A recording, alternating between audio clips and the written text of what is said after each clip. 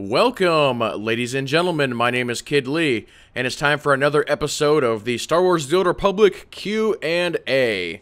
You have questions, and I will hopefully have the answers. I guess we'll see. But a quick announcement before we get going. This Friday, which will be April 17th, normally on Fridays is when I release my Fan Friday videos. But I thought for this Friday I would do something a little bit different.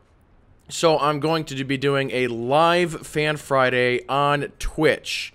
We'll do a Q&A, some general gameplay, whatever I decide to do. So I will release a short little video when I'm about to go live, and I will also post on Twitter when I'm about to go live. But yep, that'll be April 17th. It'll be after 5, probably in the 7 to 8 time frame, Central Standard Time. When it gets a little bit later in the week, I'll be able to lock down the time a little bit better. But one other thing I wanted to ask you guys is I know on nights or Friday nights, a lot of people can't necessarily show up. So would it help if I actually did a second one on Saturday morning? So if you could leave a comment below if you would prefer to see another one on Saturday morning, I will definitely go ahead and do that. So the Friday night one is definitely locked in, and a possible one for Saturday morning if you guys want to see it. And that'll be over at twitch.tv/KidLee. So let's go ahead and start with the Q&A. So the first question comes in from Edward E. He asks, is there a way to allow your friends to add, edit, customize decorations in your stronghold? I am sharing a stronghold with a buddy, but he cannot customize his part of the place. Well, let me show you a couple things here real quick. So we'll go into strongholds here. And it really comes down to these keys. So you see I've got some personal strongholds here, and then we've actually got the guild HQ for the Intergalactic SDTA. So under keys here, you're able to give out silver and bronze keys. And so you need a gold key in order to actually customize the stronghold.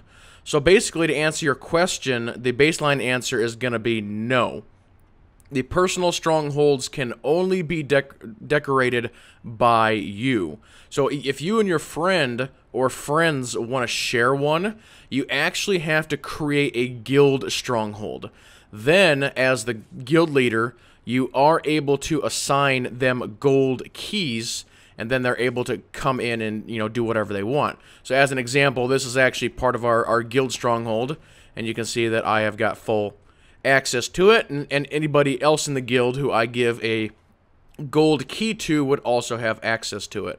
So you and your friends might just have to make a little side guild for your mains or alts or whatever it is you're doing, but there you go. There's the answer on that one.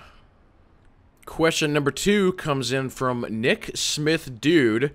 He asks, if you added a piece of gear that was not bound to an outfit, would it bind the gear?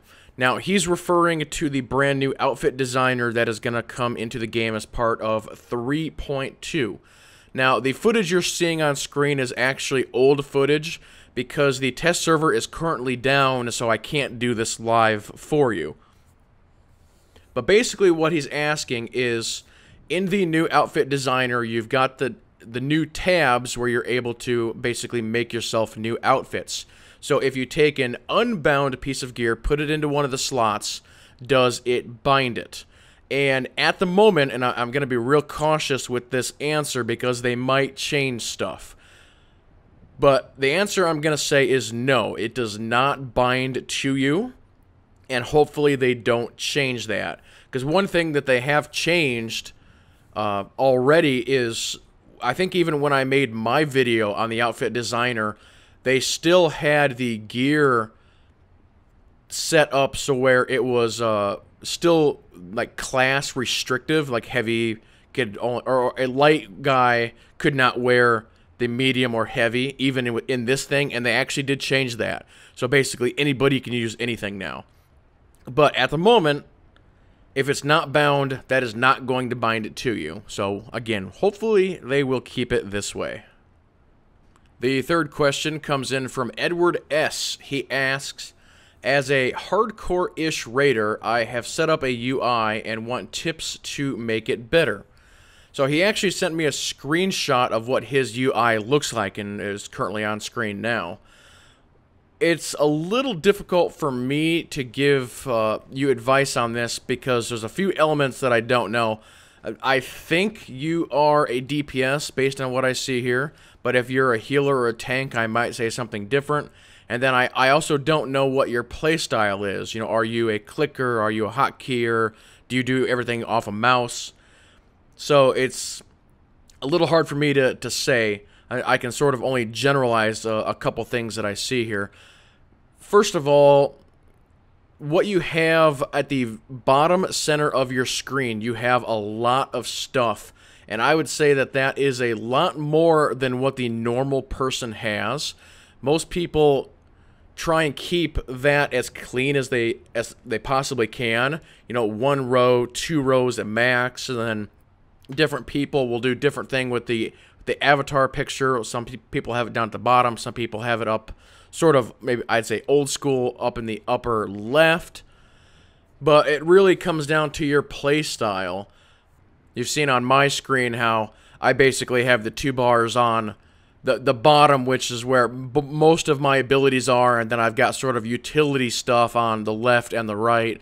One thing that I will do when I'm healing, and that's actually what I prefer to do in raiding is healing, is all the raid frames will be over on the right side, or sorry, the left side.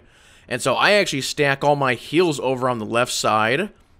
So when I'm healing, I actually do it as a clicker, and with the heals being right next to the little nameplates, I just click on the heal, click on the name, and I can do it very, very quickly without having to do it any other way. Now for DPS, it's a different story. I've got everything down at the bottom of those 2 rows.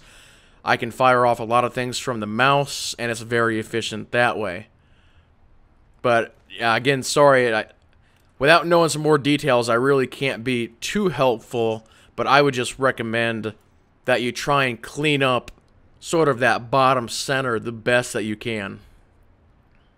The fourth question comes in from Nimnam.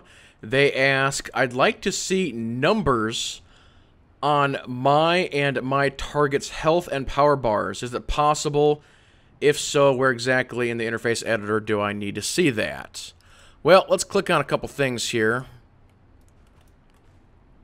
If I actually target myself, you can see that I have got the percentages and the health that shows up.